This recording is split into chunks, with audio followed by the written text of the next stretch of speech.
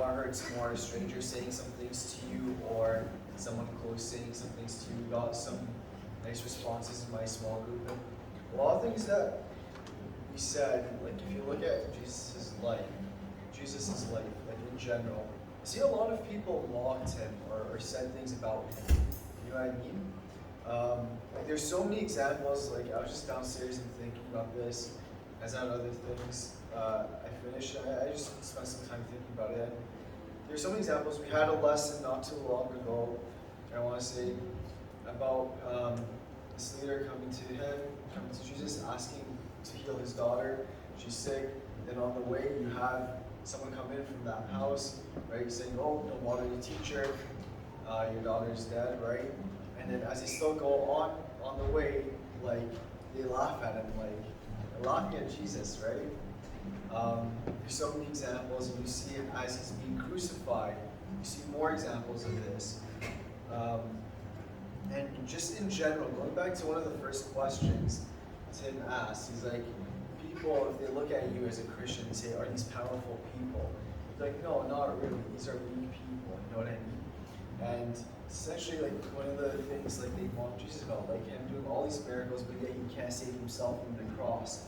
Things like that. But what do we know about our God? Who is our God? Who is Jesus? You know?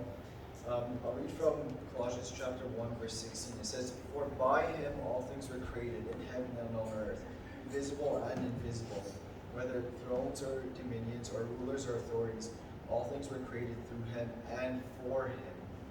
Right? This is our God. He's the creator.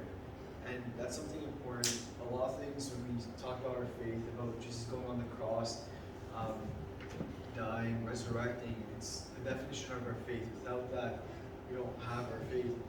But aside from that, who is our God? He's the creator. No, there's no one before him. And that's just sometimes, like, if you try to comprehend these things, it feels like you can't. You know what I mean? Like when we were talking in our small groups again about like the power. Imagine just seeing the power of Jesus in front of you when he's doing these miracles. Like, how would you react in that moment? You know what I mean? It's just really, really great things as we're talking about the theme of power. But more importantly, look at the self-control he had with his words when he was talking to people, when he was reacting to people, the love he showed them despite the mockery. This is our God. He's the creator. Look how he's treated, but yet look at his response to them. It was out of love. You know?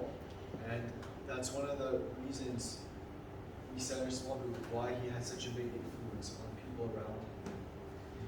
That being said, let's go into worship, because he's worthy of our praise, and only him alone is worthy of that. Amen?